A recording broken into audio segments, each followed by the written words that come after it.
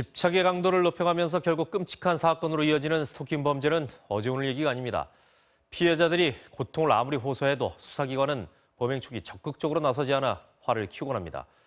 스토킹 처벌법이 20여 년 만에 국회 문턱을 넘었어도 이번만으로는 스토킹 피해자를 보호하기 어렵다는 우려가 벌써 나오고 있습니다. 신재용 기자입니다.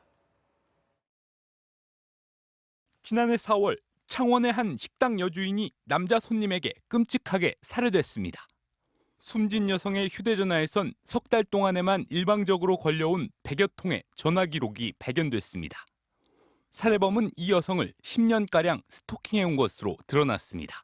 10년 동안의 스토킹에 대해서 어떻게 생각하시냐 이렇게 얘기하니 2, 3년 정도지 10년 아니다 이렇게 직접 얘기를 했거든요. 피해자 가족이.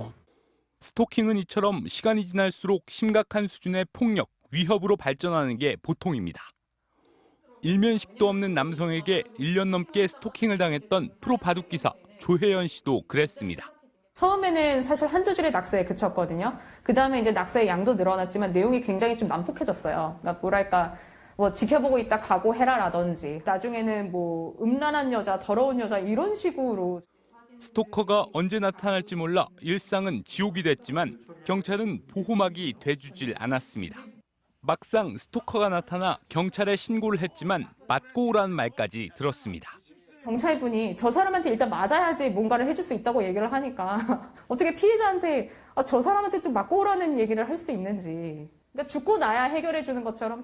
남성은 결국 구속돼 징역 2년형을 받았지만 감옥에서까지 편지를 보내왔습니다. 지난달 24일 발의된 지 22년 만에 스토킹 처벌법이 국회를 통과했습니다. 하지만 여전히 한계는 있습니다.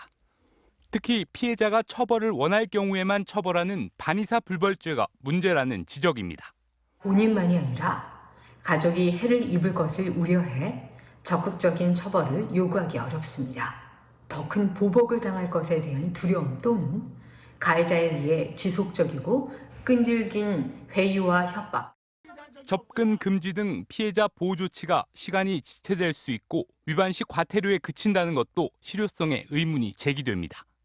MBC 뉴스 신재용입니다.